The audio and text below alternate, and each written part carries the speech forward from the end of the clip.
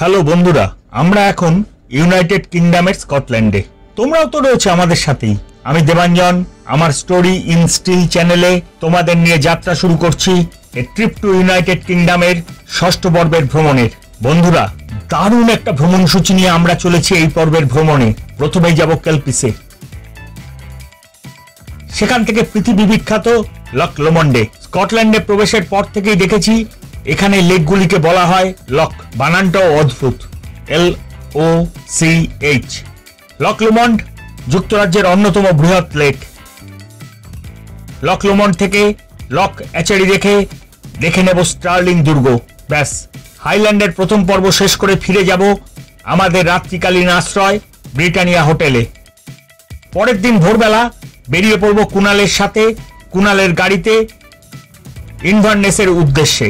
বেশ লম্বা যাত্রাপথ, আর পথে দাঁড়াবো না, দ্রষ্টব্য জায়গাগুলিকে দেখবো না, আপনাদের দেখাবো না, তা কখনো হয় নাকি? হ্যাঁ বন্ধু, সারা যাত্রাপথটা জুড়ে ছড়িয়ে রয়েছে অজস্র সুন্দর সুন্দর জায়গা।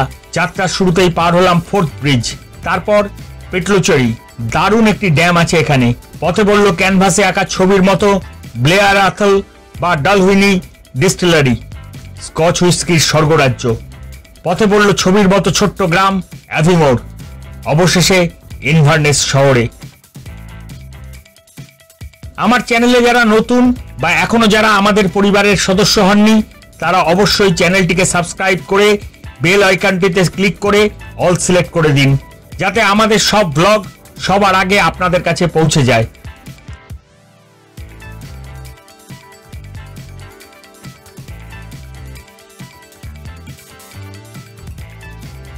সেপ্টেম্বর রাত্রিবেলা আমরা গিয়েছিলাম কুনালের বাসস্থানে। রাত্রে ওর ওখানেই ডিনার করেছিলাম। প্রবাসে বন্ধু বা কুনালের মতো আত্মীয় থাকার সুবিধা আমরা পেয়েছিলাম বলে আমাদের পুরো ভ্রমণটাই আরো উপভোগ্য হয়ে উঠেছিল। 29 সেপ্টেম্বর 2023 সকালবেলা মালপত্র নিয়ে ডলরি গেস্ট হাউস থেকে বেরিয়ে দুবার বাস বদল করে এসে পৌঁছেছিলাম রয়্যাল মাইল বাস স্টপে। সেখানে আমাদের অপেক্ষায় রয়েছে টিম্বার বুশ ট্যুর সার্ভিসের ছোট বাতানুকূল বাস, যেটি আমাদের নিয়ে যাবে লক লমন্ডে, আবার নিয়েও আসবে। এডিনবার্গ শহর ছাড়িয়ে আমরা চললাম আসল স্কটিশ হাইল্যান্ডের অন্দরমহলে। চওড়া 6 লেনের রাস্তা, নিয়ম মেনে চলা দ্রুতগতির গাড়ি, দুপাশে চাষের মাঠ, সবুজ গাছের সারি, দারুণ লাগছে। মাঝে মাঝেই পার হচ্ছি টিলা পাহাড়ের সারি বা সবুজ বনাঞ্চল। হঠাৎই হলুদ বোর্ডের ওপর কালো হরফে আমাদের স্বাগত জানালো কেলপিস। দুটি শহর ফলক্রিক আর গঞ্জমাউথের মাঝখানে M9 মোটরওয়ে সংলগ্ন দুটি দানবাকৃতি ঘোড়ার মাথার শিল্পকীর্তি। সম্পূর্ণ স্টিলের 98 ফিট বা 30 মিটার উঁচু এই ঘোড়ার মাথা দুটি স্কাল্পচার অ্যান্ডি স্কটের পরিকল্পিত।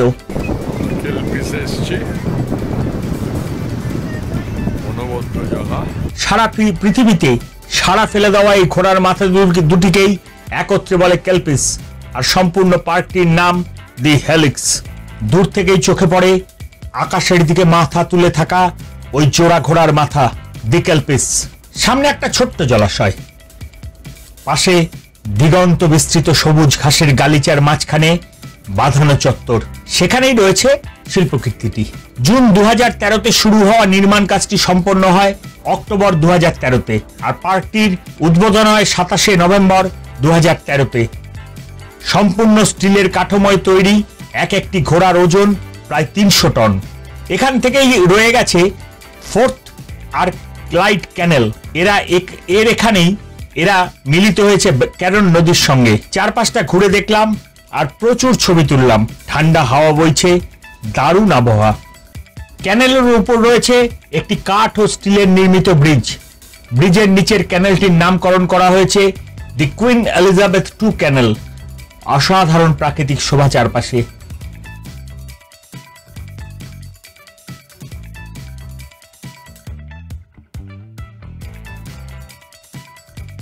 এবার চলে এলাম দূরে সবুজ ঘাসের মাঠে। দাঁড়িয়ে দেখলাম কেলপিসকে দূর থেকে কেমন লাগে। গেটের কাছে এসে দেখা পেলাম কেলপিসের ঘোড়াগুলির দুটি ছোট সংস্করণের। এরাই কিন্তু শিল্পী স্কটের গ্লাসগো স্টুডিওতে 2008 সালে তৈরি 3 মিটার উচ্চতার ক্ষুদ্র কেলপিস সংস্করণ। পরবর্তীকালে ওই গ্লাসগো স্টুডিওতেই লেজার স্ক্যানিং করে আজকের শিল্পকৃতিটি তৈরি হয়। এবার বেরিয়ে চললাম কেলপিস থেকে, এগিয়ে চললাম পরবর্তী গন্তব্যের দিকে। দূরে দিগন্তের বুকে মাথা তোলা কেলপিস ক্রমশ হারিয়ে যাচ্ছে পিছনে। He houses a sword in a glass case and it's been stolen twice. It has 246 steps to the top. No lift. It still floods these days too. এবার এসে পড়লাম দিগন্ত বিস্তৃত উঁচু নিচু ঘাসের মাঠ আর ভেড়ার পালের চারণভূমির মধ্যে।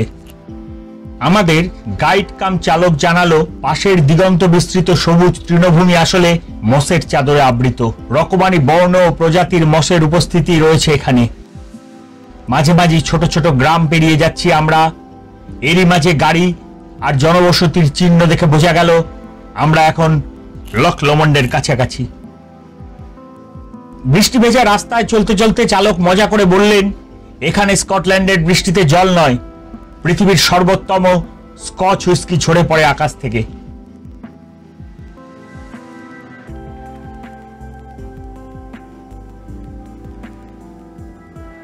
পাশের মাঠে চাষের পর যন্ত্রের সাহায্যে অব্যবহার্য খড়কে পাকিয়ে রোল করে মাঠে ফেলে শুকানো হচ্ছে। এগুলিকে বলে হেভেলস। এভাবেই মাঠ ঘাট গ্রাম প্রান্তরের মধ্যে দিয়ে এসে পৌঁছালাম লক লমন্ডে, যেটিতে তখন ক্রুজগুলি যাত্রার জন্য একদম তৈরি। বড় ছোট মাঝারি নানা রকম জলযান ও ক্রুজ এখানে পর্যটকদের জলবিহার করায়। ভাড়াও নির্দিষ্ট করা আছে সব রকম জলযানের আকার ও সময় ভেদের হিসাবে। হালকা বৃষ্টি পড়ছে, কখনো থেমেও যাচ্ছে। তারই মধ্যে আমাদের জলযানে উঠে পড়লাম। লম্বা জেটির ওপর বৃষ্টি ভেজা সাদা জলযানগুলিকে জলাশয়ে সাঁতরানো রাজহাঁসের মতোই সুন্দর লাগছিল। জলযানে ওঠার সময় ঝিরঝিরে বৃষ্টি থেমে গিয়েছিল। জেটি থেকে একটি ক্যানেল সোজা গিয়ে মিশেছে লক লমন্ডে।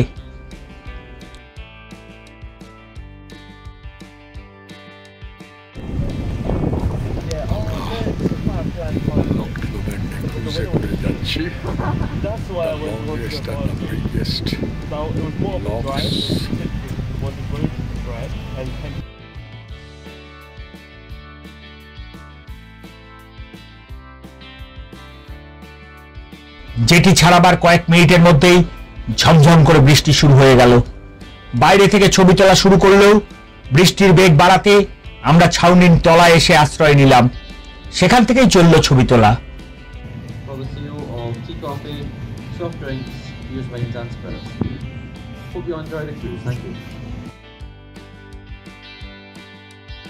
উচ্চ শক্তি সম্পন্ন অত্যাধুনিক এই ক্রুজ জলযানগুলি যথেষ্ট নিরাপদ।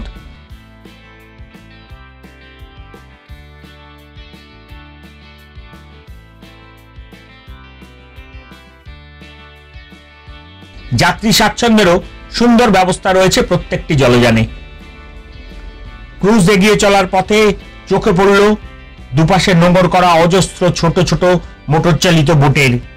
আধুনিক এই বোটগুলি দুর্দান্ত দেখতে। চড়তে কেমন লাগে তা চড়ার পরই বলা সম্ভব।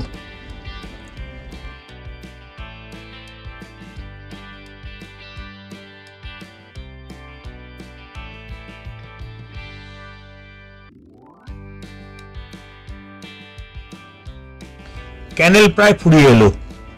সামনে লক লমন্ডের দিগন্ত বিস্তৃত জলরাশি দেখা যাচ্ছে।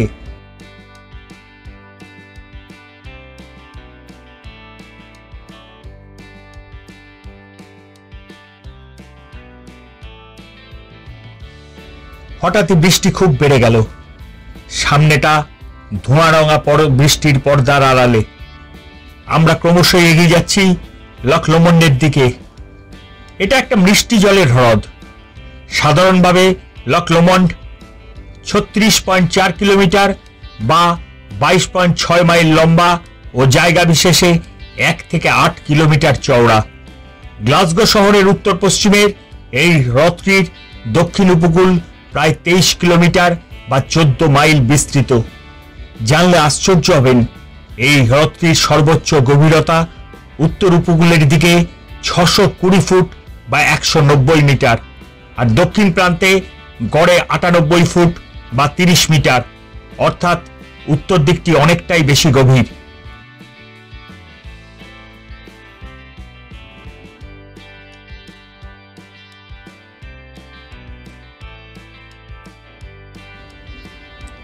বৃষ্টির চাদর ভেদ করে আমরা এগিয়ে চলেছি। দিলীপ বৃষ্টির মধ্যে দাঁড়িয়ে এই ছবি তুলছে। আমরা ভাসমান বয়ার মাঝখান দিয়ে এগিয়ে চলেছি।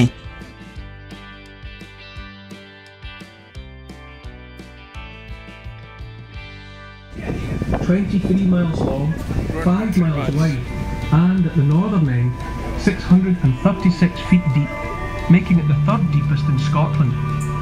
The River Leven. আমরা এসে পড়লাম লক লমন্ডের মূল হ্রদে। ক্রুজের মাইকে তখন লক লমন্ডের ইতিহাস বর্ণনা, তথ্য সবকিছু বর্ণনা করছেন ঘোষক।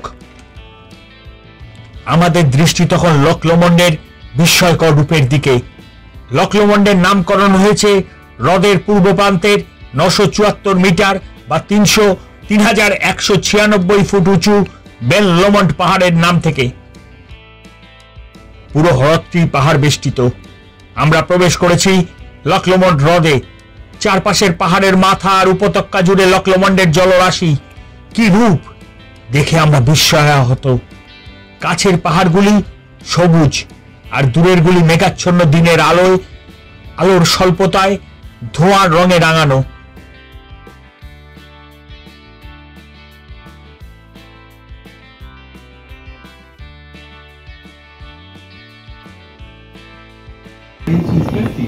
The world's premier shipbuilding city.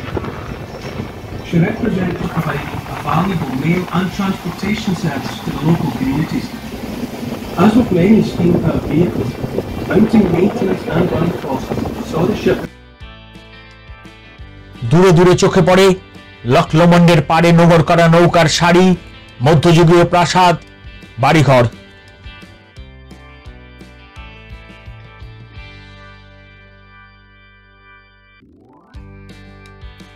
আমাদের ক্রুজেই ব্যবস্থা রয়েছে চা ও কফি কর্নারের, আর সুরা প্রেমিকদের জন্য রয়েছে বিভিন্ন ব্র্যান্ডের স্কচ হুইস্কির সম্ভার। ক্রুজের ভিতর থেকেই দেখা যাচ্ছে তরঙ্গায়িত কালচে নীল জলরাশি, আর বাইরে বেরোলেই সেই জলরাশির রং ঘোলাটে। বৃষ্টি স্নাত আবহাওয়ায় লক লমন্ড ঢেউয়ে ঢেউয়ে মাতোয়ারা, প্রচন্ড বাতাসও তার সঙ্গী।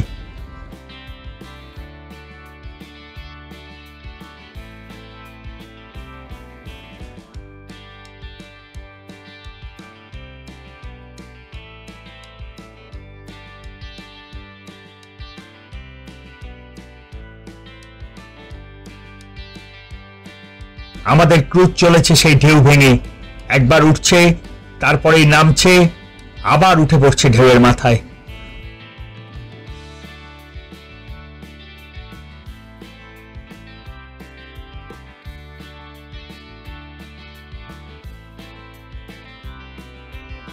হঠাৎই মেঘ কেটে গিয়ে এক ঝলক রোদ ঝাঁপিয়ে পড়ল পাশের পাহাড়ের মাথায়। লমন্ডের কালচে নীল জলরাশি ঠেলে আমরা এগিয়ে চলেছি। মাঝে মাঝে মাথা তুলে আছে ছোট্ট ছোট্ট দ্বীপ, আসলে ডুবে যাওয়া কোনো পাহাড়ের চূড়া।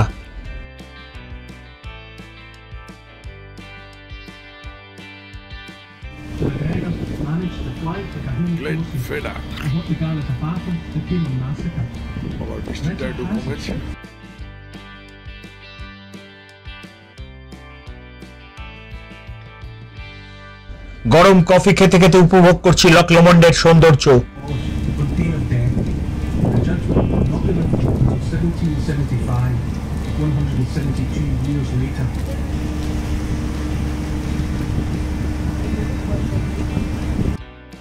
হ্রদের সৌন্দর্য এখান থেকে ভাষায় বর্ণনা করা যাবে না, অসাধারণ। এবার আস্তে আস্তে রৌদ্র স্নাত ওই পাহাড়গুলির দিকে এগিয়ে যাচ্ছি।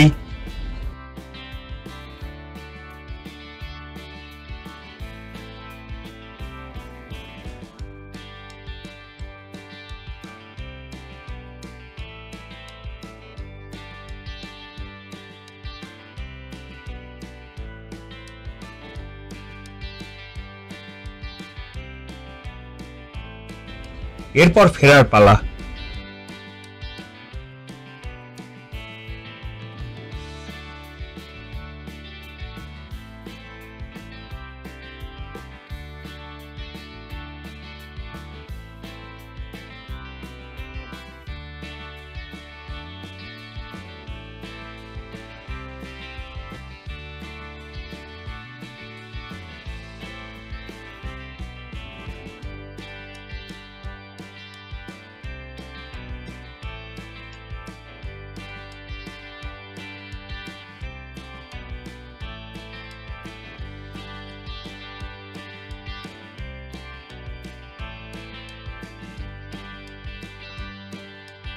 Band at the famous Carnegie Hall jazz concert in 1938.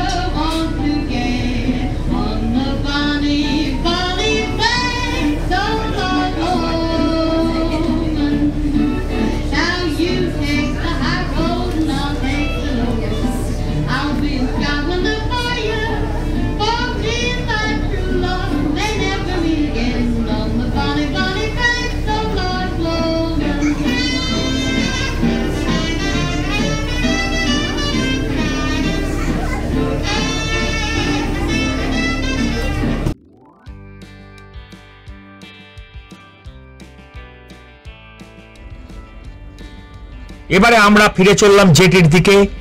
হঠাৎই আকাশে চোখে পড়ল রামধনু। আমরা এসে পৌঁছেছি আমাদের সেই ক্যানেলের কাছে। পিছনের আকাশে দিগন্ত জোড়া রামধনু।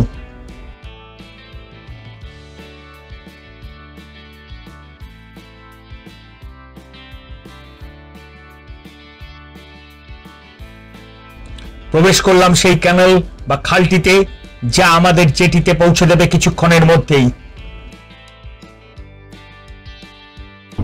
লকল্যান্ড থেকে আমরা এবার স্টার্লিং ক্যাসেলের দিকে যাচ্ছি। মেডোজ ভ্যালি পৌঁছে যাবার পরই আবার গাড়িতে, আবার ছুটে চলা ফিরতি পথে। চারপাশে ছড়িয়ে আছে স্কটল্যান্ডের উচ্চভূমির ছবির মতো ভূপ্রকৃতি। সবুজ মসের গালিচায় ছাওয়া চারপাশ। পেরিয়ে যাচ্ছি ছবির মতো গ্রাম, মাঠ, হালকা বনাঞ্চল।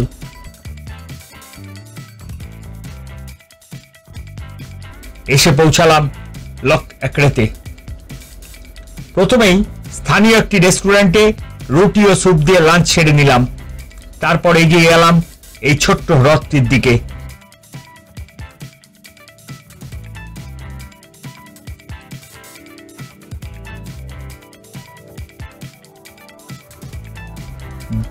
জঙ্গল ও পাহাড় ঘেরা এই হ্রদটি মাছ শিকারীদের অত্যন্ত প্রিয়। অজস্র বাদামি ট্রাউট খেলে বেড়ায় এই স্বচ্ছ ও মিষ্টি জলের হ্রদটিতে।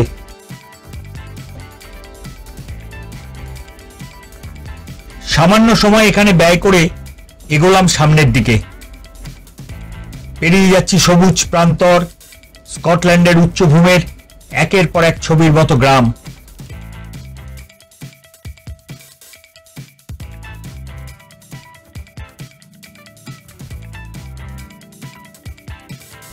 সবুজ মসের গালিচার ওপর চড়ছে শয়ে শয়ে ভেড়া।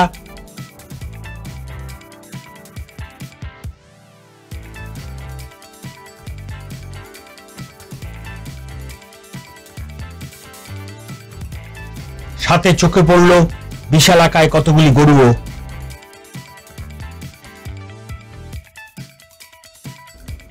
আকাশে এখনো রামধনু দেখা যাচ্ছে। দূরে পাহাড়ের ওপর স্টার্লিং ক্যাসেল।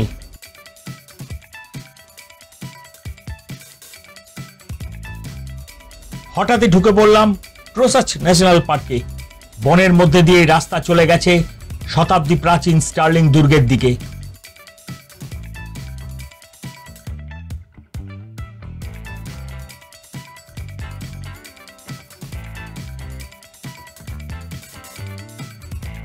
পুরনো গ্রামের রাস্তা দিয়ে উঠে এলাম পাহাড়ের উপর দুর্গের প্রবেশদ্বারে। আবারও এক পশলা বৃষ্টি হয়ে গেল। দুর্গের সামনে বিস্তৃত খোলা জমি, একধারে গাড়ি পার্কিং এর ব্যবস্থা। বাঁধানো পথ চলে গেছে দুর্গের মূল প্রবেশদ্বার পর্যন্ত। এই সেই স্টার্লিং দুর্গ, যা প্রথম তৈরি হয়েছিল 12th সেঞ্চুরির প্রথম ভাগে, কিন্তু বর্তমান দুর্গ ও দুর্গস্থ ভবনগুলি 1490 বা 1600 খ্রিস্টাব্দে তৈরি হয়। এই দুর্গ স্কটিশ স্বাধীনতা যুদ্ধের গুরুত্বপূর্ণ সময়কালে 1296 থেকে 1357 খ্রিস্টাব্দ পর্যন্ত প্রচন্ড গুরুত্বপূর্ণ ভূমিকা পালন করে। দুর্গের চত্বরে দাঁড়িয়ে চারপাশের প্রাকৃতিক শোভা উপভোগ করলাম।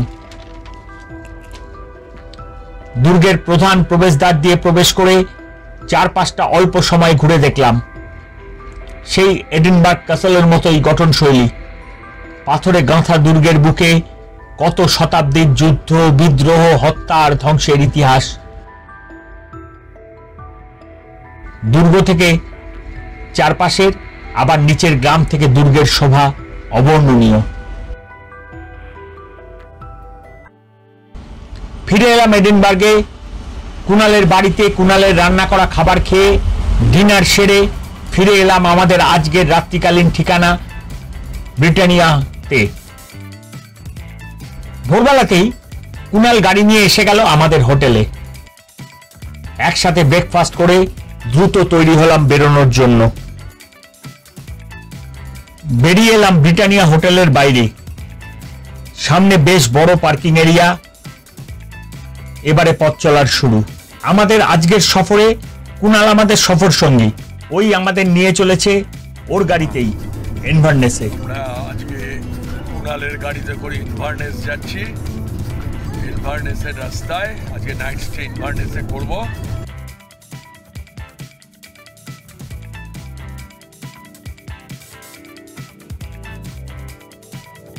সম্পর্কে কুনাল আমার ভাগ্নে, রহরাতে আমার বাড়ির কাছেই ওর বাড়ি। সেই চওড়া দুই ভাগে বিভক্ত রাস্তা। দ্রুত গতিতে গাড়ি চলেছে। আমরা চলেছি 4th ব্রিজের দিকে।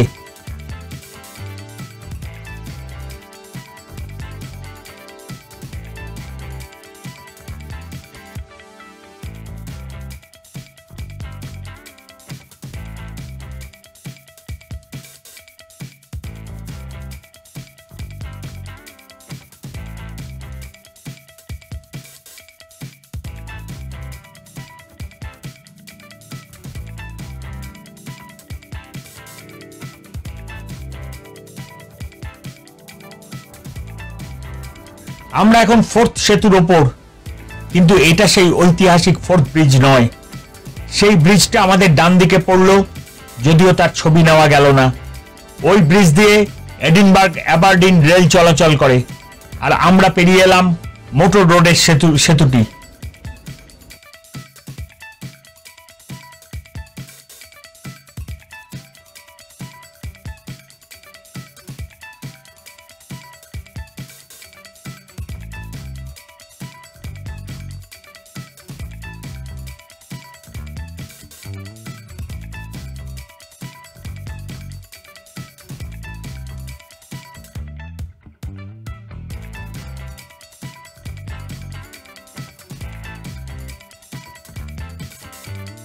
দ্রুত গতিতে এগোচ্ছে ইনভারনেসের দিকে।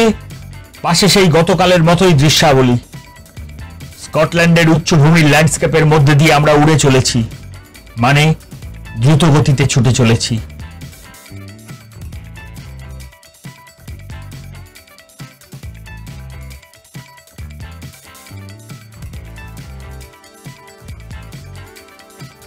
অনবদ্য সৌন্দর্যের খনিতে চোখ আটকে আমরা এই প্রাকৃতিক সৌন্দর্যকে স্মৃতিবন্দী করছি মোবাইল ক্যামেরার মেমোরি কার্ডে।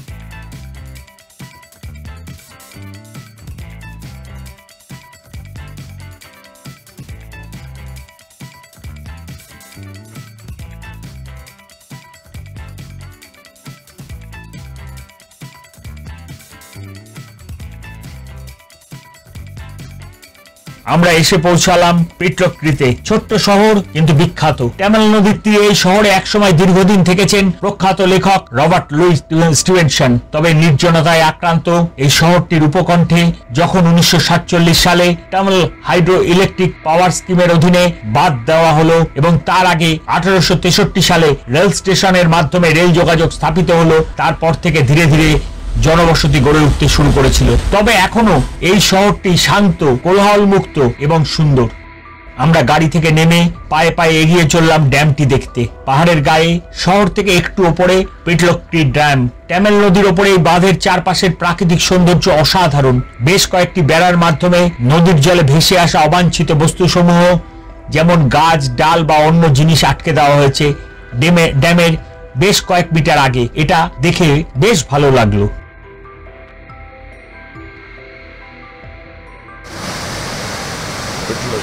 ড্যাম আমরা এসেছি, জল ছেড়েছে, কাজ হচ্ছে কনস্ট্রাকশনে।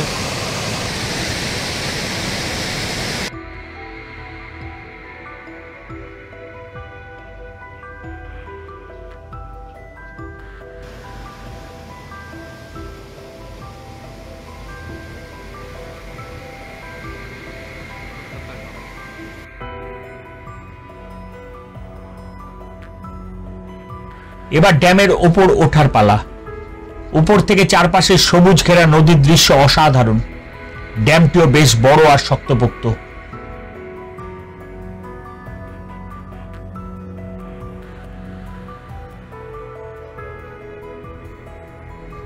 উপরের একটি ক্যাফেতে গিয়ে ঢুকলাম। অনেকেই এখানে নিজেদের মতো করে সময় কাটাচ্ছেন। এবার ফেরার পালা। তবে ফেরার আগে আমরা গেলাম পৃথিবী বিখ্যাত ব্লেয়ার অ্যাথল 12 এর জন্মস্থান 1798 সালে প্রতিষ্ঠিত ব্লেয়ার অ্যাথল ডিস্টিলিয়ারি দেখতে। পিটলক্রির দক্ষিণ প্রান্তে অবস্থিত এই ডিস্টিলিয়ারিটির ছবি দেখে কেউ বলবে না এটি বিখ্যাত স্কটিশ সিঙ্গেল মল্ট হুইস্কি প্রস্তুতকারক সংস্থা, বরং ফুলে সাজানো একটি স্কটিশ গ্রাম বলেই একে চিহ্নিত করবে। আমরা ভিতরেও ঢুকেছিলাম। একটি জায়গায় বিভিন্ন রকমের স্কচ হুইস্কির স্বাদ গ্রহণেরও ব্যবস্থা আছে। ব্লেয়ার অ্যাথল ডিস্টিলিয়ারি দেখে মন ভরে গেল। শুধু এর সৌন্দর্য দেখবার জন্যই বারবার আসা যায় এখানে। এরপর গেলাম পাশেই অবস্থিত অ্যাথল প্যালেস হোটেলটিতে, সেটিকে দেখতে। একটি প্রাচীন সৌধ এখন হোটেলে পরিণত হয়েছে।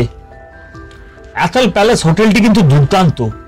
তার বনেদি সাবেকিয়ানা গঠনশৈলী, অবস্থান সবকিছুই একবারে প্রথম শ্রেণীর। বাইরে থেকে দেখেই মন ভরে গেল।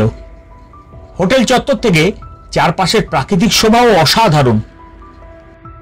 এবার আবার গাড়ির চাকা গড়াতে শুরু করলো। দূরে পাহাড়ের মাথায় মেকপিয়নের আনাগোনা শুরু হয়েছে। দুটি পাহাড় সারির মাঝখানে একটি নদী এঁকে বেঁকে যেতে যেতে হঠাৎ হারিয়ে গেছে পাহাড়ি বাঁকে।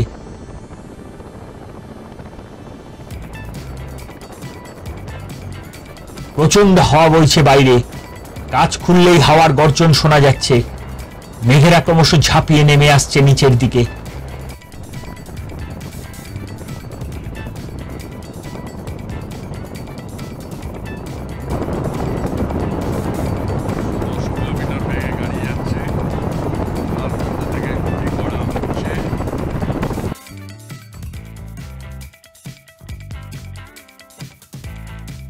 আবারও দাঁড়ালাম পথের পাশে। ক্ষণিকের বিরতি। পথের পাশেই রয়েছে ডালহুইনি ডিস্টিলিয়ারি। স্কটল্যান্ডের উচ্চভূমির ডালহুইনি গ্রামেই রয়েছে এই ডালহুইনি ডিস্টিলিয়ারি। 1898 সালে এই ডিস্টিলিয়ারিটির প্রতিষ্ঠা হয়। সমুদ্রপৃষ্ঠ থেকে 1154 ফুট উঁচুতে অবস্থিত এই ডিস্টিলিয়ারিটিকে অনেকে উচ্চভূমির সর্বোচ্চ ডিস্টিলিয়ারি বলে থাকেন। এই ডিস্টিলিয়ারি সংলগ্ন একটি পর্যটক কেন্দ্র আছে। সেখানে স্কটিশ সুভেনির শপের পাশাপাশি এই ডিস্টিলিয়ারির উৎপাদিত নানা রকম স্কচ চেখে দেখার সুযোগও আছে। এখান থেকে আবার ছুটে চললাম ইনভারনেসের রাস্তায়।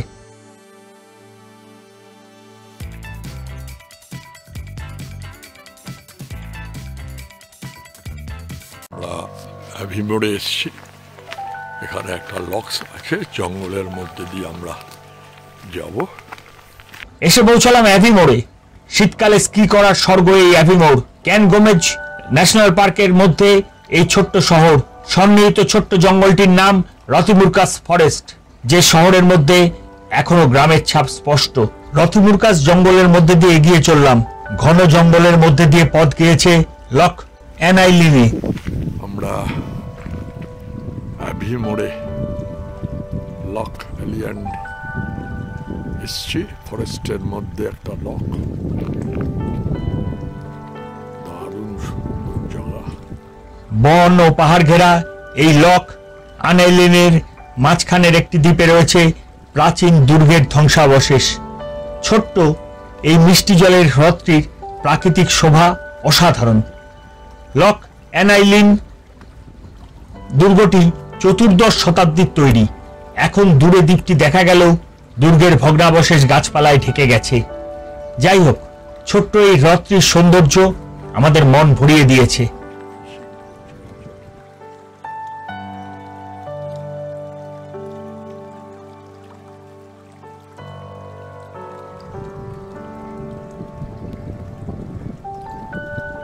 এরপর দুপুরের খাবার পালা।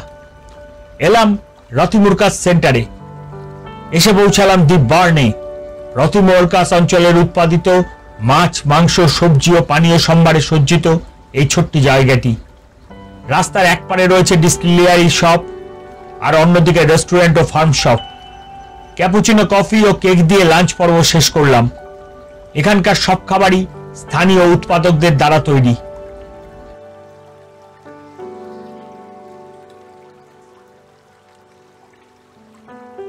ভরা পেটে উঠে পড়লাম গাড়িতে। যাত্রা শুরু করলাম পরের ও শেষ গন্তব্য ইনভারনেস শহরের উদ্দেশ্যে। পেরিয়ে যাচ্ছি ছোট্ট ছোট্ট শহর, গ্রাম, গির্জা। বেশ খানিকক্ষণ চলার পর এসে পৌঁছালাম ইনভারনেস শহরে। পুরনো ইনভারনেস শায়ার কাউন্টি টাউন ছিল এই শহরটি। নেস নদীর দুপার জুড়ে ছড়িয়ে আছে ইনভারনেস শহর। লক নেস থেকে প্রবাহিত নেস নদী বয়ে গেছে শহরের মাঝখান দিয়ে। আমরা পায়ে হেঁটে চলেছি হার্টলি স্ট্রিট ধরে, যা নেস নদীর বাম পাশ দিয়ে চলে গেছে। এরপরে নেস নদী ও অপর পারে ব্যাংক স্ট্রিট। সামনে দেখা যাচ্ছে গ্রেগ স্ট্রিট ব্রিজ, যা পায়ে চলার উপযোগী সাসপেনশন ব্রিজ। আমরা এবার উঠে এসেছি ব্রিজের ওপর। নিচে বয়ে যাচ্ছে নেসের স্রোত। আমরা নেমে আসা সন্ধ্যার আগের মুহূর্তগুলো উপভোগ করছি ইনভারনেস শহরের বুকে দাঁড়িয়ে। ইনভারনেস টাউন, ওল্ড টাউনের মধ্যে দিয়ে আমরা হাঁটছি। হাইল্যান্ডের রাজধানী রিভারের মধ্যে উপর দাঁড়িয়ে আছি, ব্রিজের উপরে। পুরো ইনভারনেস টাউনটা দেখা যাচ্ছে।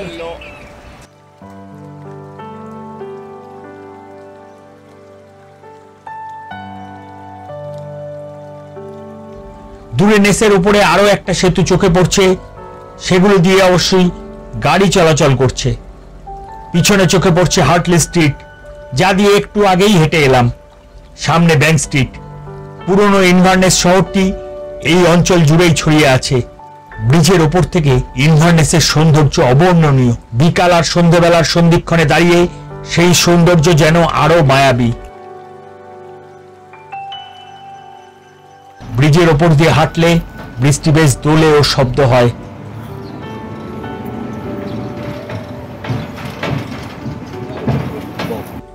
বেশ খানিকক্ষণ ব্রিজের ওপর কাটিয়ে নেমে এলাম হার্টলি স্ট্রিটে।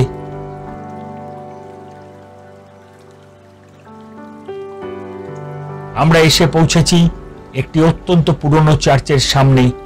চার্চের গায়ে তার বয়সের ছাপ স্পষ্ট। দূরে টিলা পাহাড়ের উপর ইনভারনেস ক্যাসেল। এখন তার রক্ষণাবেক্ষণের কাজ চলছে পুরো দমে। দারুণ সুন্দর এই ক্যাসেলটি কত ইতিহাস, উত্থান পতনের ইতিহাস বুকে নিয়ে ঘুমিয়ে আছে। হয়তো রাত্রে বাতাসের সাথে কথা বলে, নদীর ঢেউয়ে তার দীর্ঘশ্বাসেরা ভেসে যায়। এখানেই দেখলাম এক ভদ্রলোক ছিপ নিয়ে নেমে পড়েছেন নেস নদীর জলে। কোমর পর্যন্ত জলে দাঁড়িয়ে চলছে মাছ ধরা।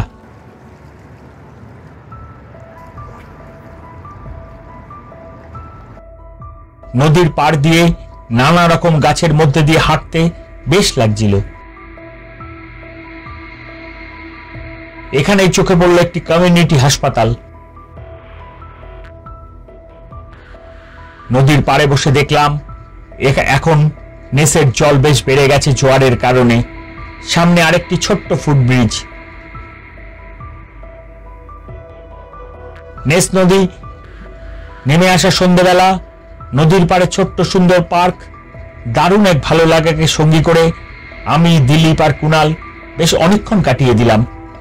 এবার ফিরে যাচ্ছি মূল শহরের দিকে। আস্তে আস্তে শহরের আর সেতুর আলোগুলি জ্বলে উঠছে। সন্ধ্যা নামছে ইনভারনেস শহরে। আলোর ছবি দেখা যাচ্ছে নেসের জলেও। আমাদের মন দারুণ খুশি। এই ইনভারনেস শহরেই ফোনিক্স অ্যালে হাউস রেস্তোরাঁয় টার্কিশ খাবার দিয়ে ডিনার সারলাম। এবার চলে যাব আমাদের ইনভারনেসের রাত্রিবাসের জায়গা hill heaven bed and breakfast হোমস্টেতে। আমাদের এই পর্ব এই পর্যন্তই। বন্ধুরা, যারা আমাদের ইউনাইটেড কিংডমের আগের পর্বগুলি দেখেননি তারা আমাদের স্টোরি ইন স্টিল চ্যানেলে আমাদের সমস্ত ভ্রমণ গল্পগুলি দেখে নিতে পারেন। আর চ্যানেলটি সাবস্ক্রাইব করে স্টোরি ইন স্টিল পরিবারের একজন হবার জন্য আপনাকে আন্তরিক অনুরোধ জানাই। আপনাদের লাইক, শেয়ার, কমেন্ট আমাদের আরো বেশি করে ভ্রমণ গল্পের ভিডিও তৈরি করতে উৎসাহিত করবে। তাই আমাদের সাথে থাকুন আর ঘুরতে থাকুন। দেখা হচ্ছে আগামী পর্বে। ভালো থাকুন, ভালো ঘুরুন।